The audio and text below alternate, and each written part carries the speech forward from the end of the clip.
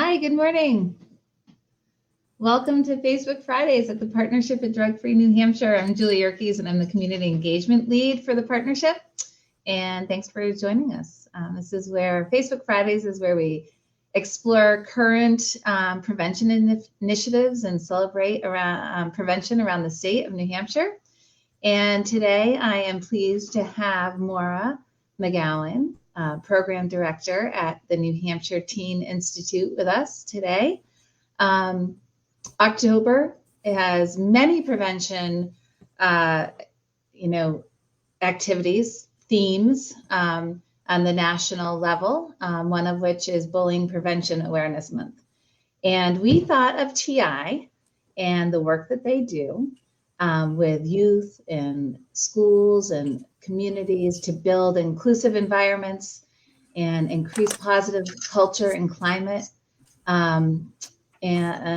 which are critical to bullying prevention. So I really thank you for being here, Maura. So we, when we talk about bullying, I think it's really, really important to define it.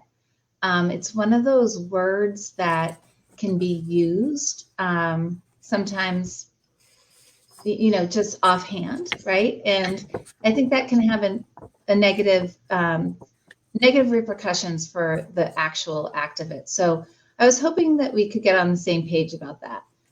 So when we talk about bullying, what are we talking about? What is bullying? Thanks, Julie. And thank you so much for having me on today.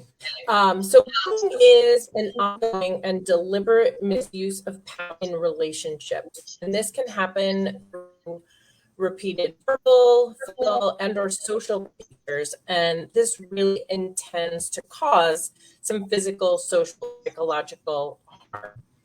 It can involve an individual or group misusing their power or their perceived power. Sometimes it's a perceived power when you have maybe popular students and the less popular students. And that can happen between adults and students, as well as student to student and adult to adult. So it can happen in a lot of the places that a lot of the relationships within these places that we're talking about. Of course, it can happen in person, but it can also happen online. I'm sure a lot of us out there can see where online bullying happens. And it can have both immediate impact on people, but it can have long-term impact as well. Great, thank you. I really think that distinction is important, that idea of deliberate, right, of power, of repeated, because, human, right, we're all human, kids are human. And so there is that piece that we're not all perfectly regulated. We all say unkind things sometimes or react not perfectly, right? We all make mistakes. And that is part of being human. But bullying, that intentional, deliberate, repeated abuse of power over somebody repeatedly is not the same as that just kind of, every now and then somebody doing something that, is just really human and not, being jealous and saying something once or, like just not being kind. And I think that distinction is really important because we hear sometimes, kids are just kids, right? We hear that sometimes behavior is just part of growing up. Can you talk a little bit about how it doesn't have to be? Yeah, and I think it's important that any behaviors that harm, whether they are bullying behaviors or if they're just those normal interpersonal relationship behaviors, all should be dealt with in some way. But yes, when we talk about bullying, we're really looking at that more systemic use of power over other people. Othering people can very much be a bullying behavior. And looking at those who, again, have less power in situations, and others using their increased power, or again perceived power, is what we really want to think about. And we do, as a society, often we say like bullying is one of those things that kids just have to get through. But it isn't something that kids just get through. And it isn't something that kids just grow out of. There are a lot of adult bullies in the world. There are adult bullies in our families. There are adult bullies in our offices.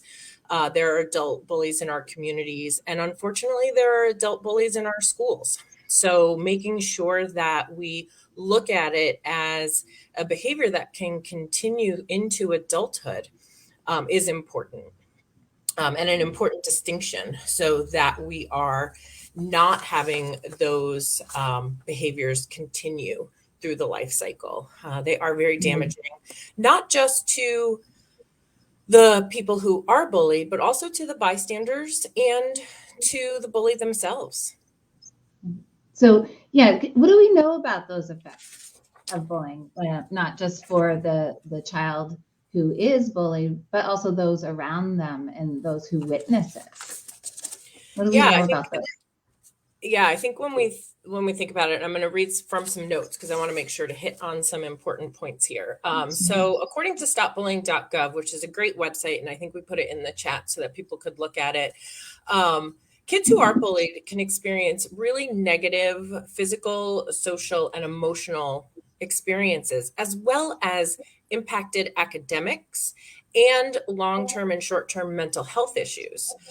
They're more likely to experience depression and anxiety, especially around going to the place where bullying is happening, sadness and loneliness. One thing that we hear from those who are bullied is that they feel like they're very alone, that they don't have anyone in their corner.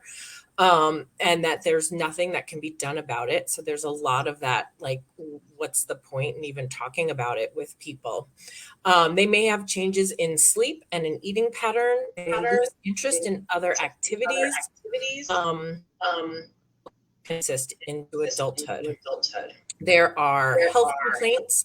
So when we know that when the things that are happening to us behaviorally aren't dealt with, that they can start to come out physically. And that decreased academic achievement can really impact them for the long term. So anyone who is interested in, pursuing higher education can really be negatively impacted by that. They're more likely to miss or skip and drop out of school as well. And we know from the research that missing school really impacts the socialization of children as much as it does the academics. And again, that has long-term effects. Kids who witness bullying have higher impacts as well around their mental health problems, including depression and anxiety. They may miss or skip school due to those things. And in both groups, you can see an increased use of tobacco, alcohol, and other drugs. Oh, yeah, those are really, really worrisome impacts of the effect of bullying. Thanks for sharing those. And I see all of those negative effects are all, the decrease in protective factors, right? Going to school, being part of school, feeling safe at school. Those are all so important, for healthy development.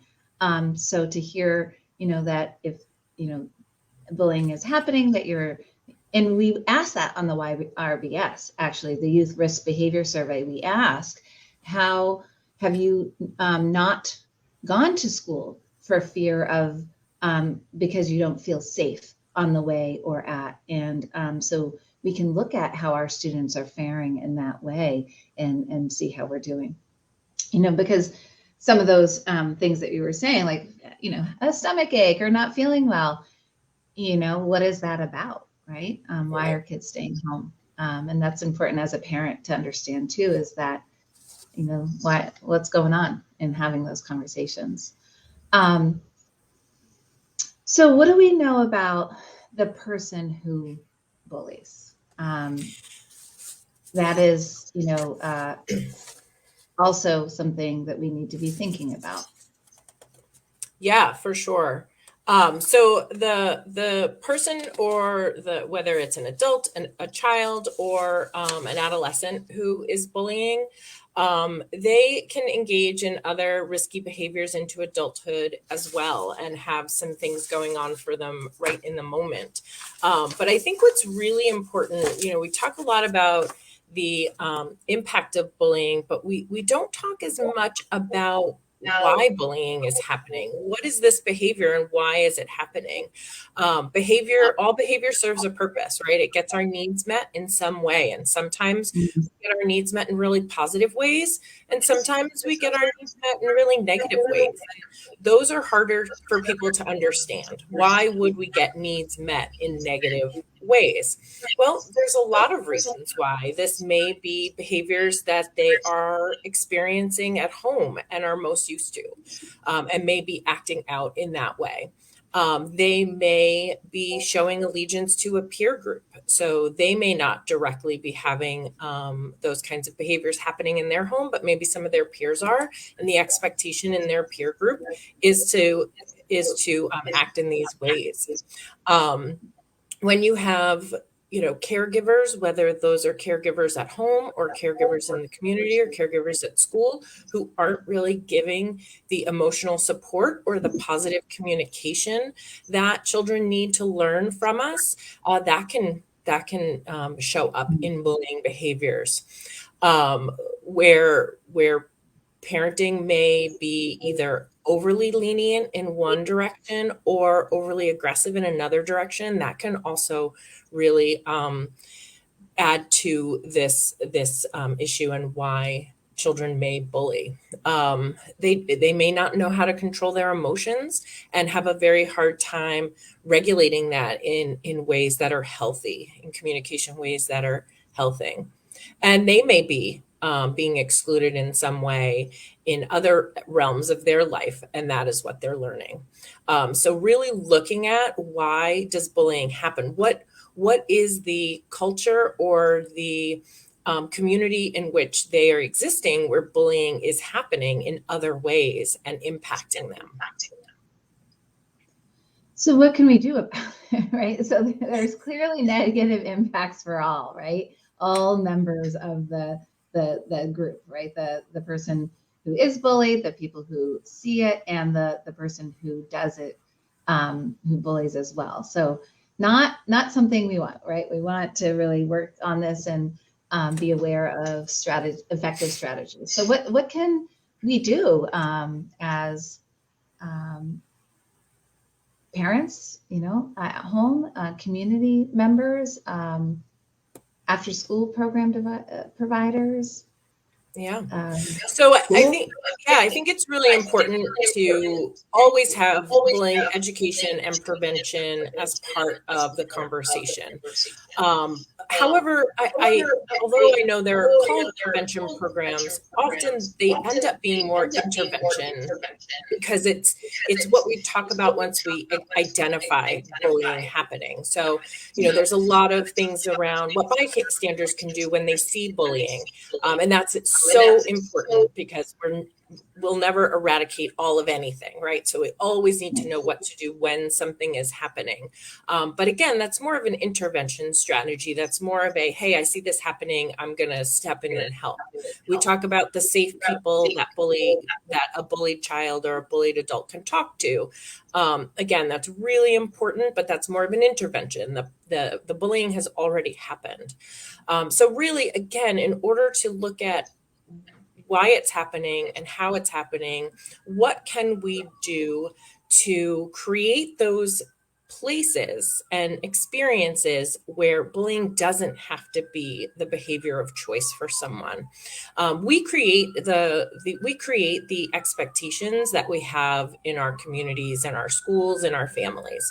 So if we have expectations where we don't bully, that's going to make a big difference.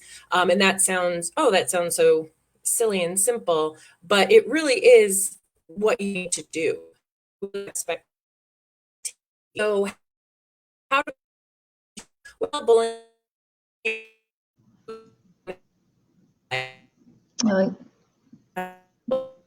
little frozen. Let's see if she comes back. I'm sorry.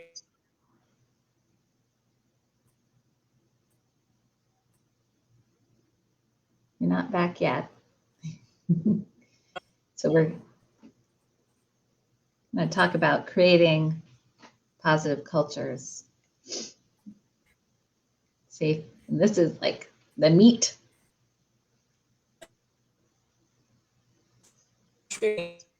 When we're Not yet. You're not back yet. Ooh, now it's just me. Let me see. I'm just going to see if Maura's going to come back.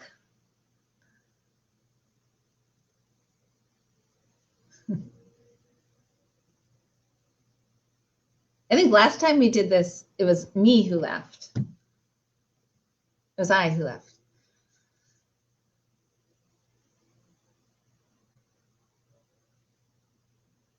Okay, so it might be a minute and she'll catch us up, but I guess in the meantime, let's just give her a minute. And I know that she was going to talk about creating, from the onset, really creating that safe and supportive environment, right? So yes, it's really important that we do these interventions and we have,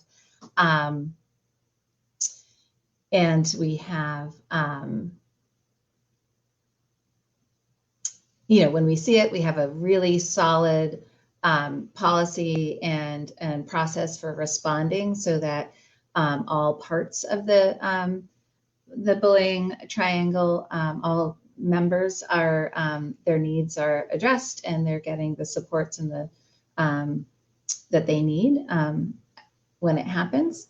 But also, how do we truly try to create a culture and safe and supportive environment where it doesn't happen? And we definitely see communities where, whether from home to neighborhoods to schools to after-school settings, where there is either more or less of that behavior. So, creating that safe and supportive environment goes a long way.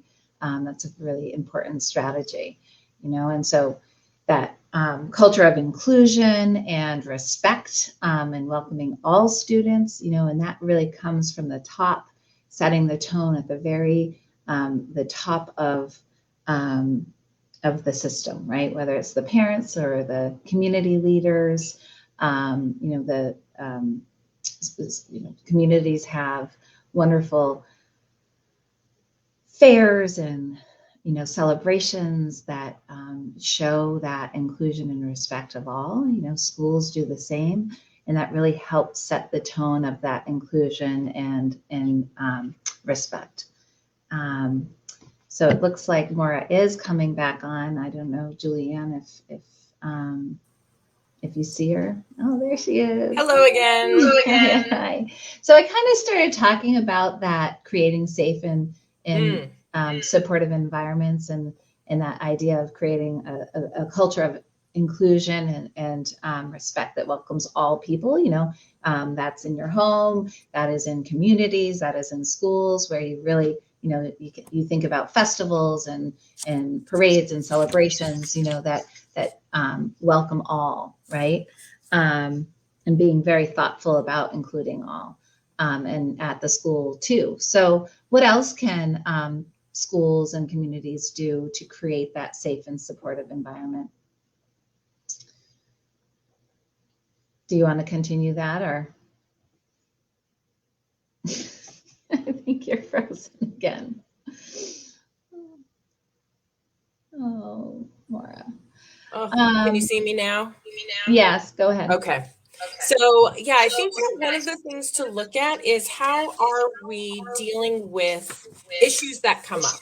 How are we dealing with behavior issues and issues of harm that happen in our schools? There's a wonderful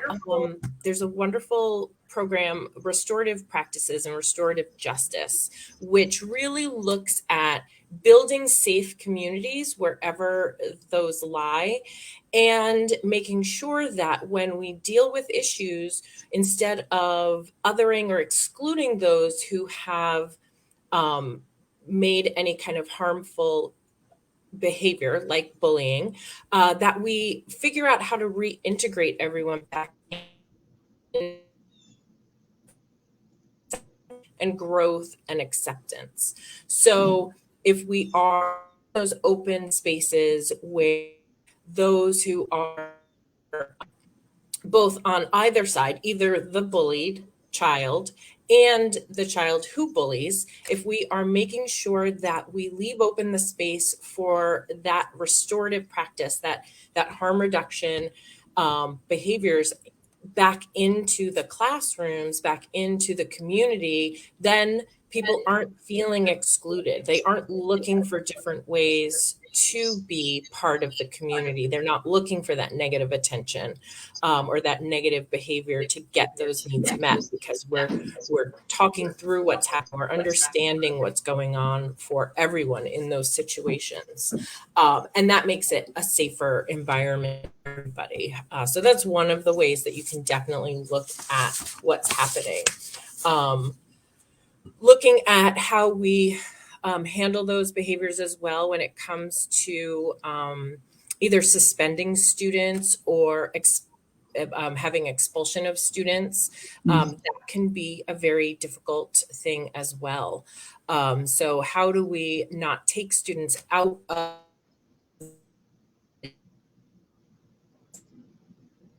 where You are frozen. Mm. Maybe not now. Am I Okay, you're back.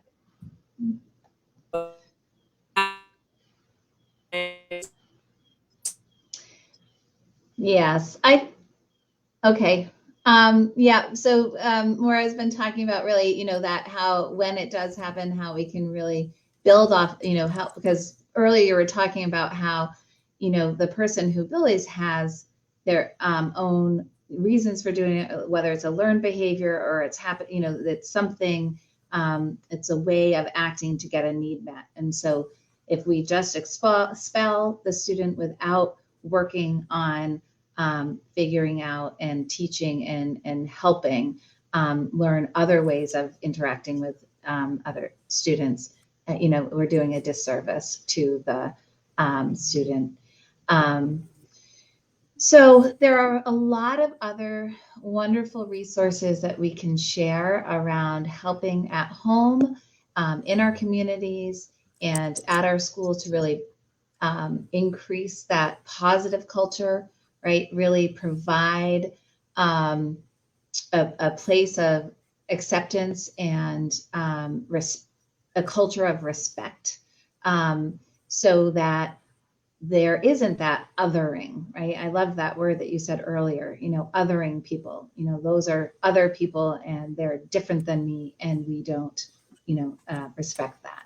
And so I think that we are going to put a few resources in the chat where we can learn more about some of those activities and strategies that we can all be using to prevent bullying. We have a wonderful blog on the partnership's website.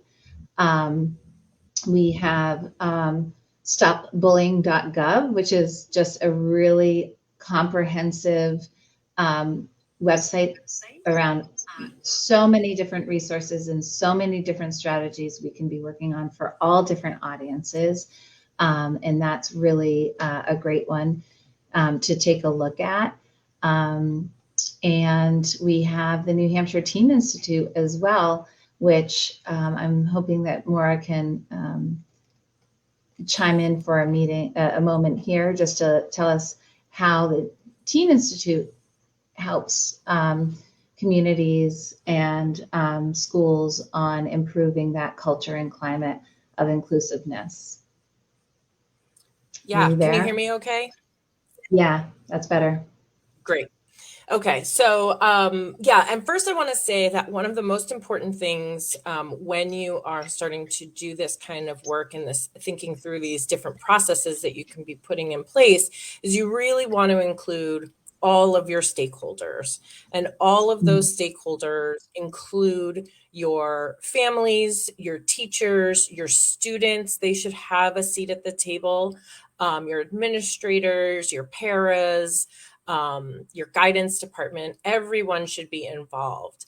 And that sounds like a lot of voices at the table, but it needs to be a lot of voices at the table in order to really make sure that you're hearing what people need and what they are missing, what they are seeing, because we don't all have the same experience. We don't have all have the same perspective.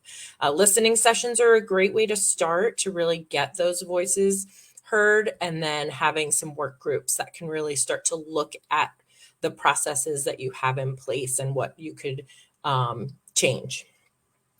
So the New Hampshire Teen Institute works on a lot of these different issues. We are an agency that works primarily with adolescents, so middle and high school students, in leadership development. And we also work with anyone who works with or lives with teens, so adults, and how.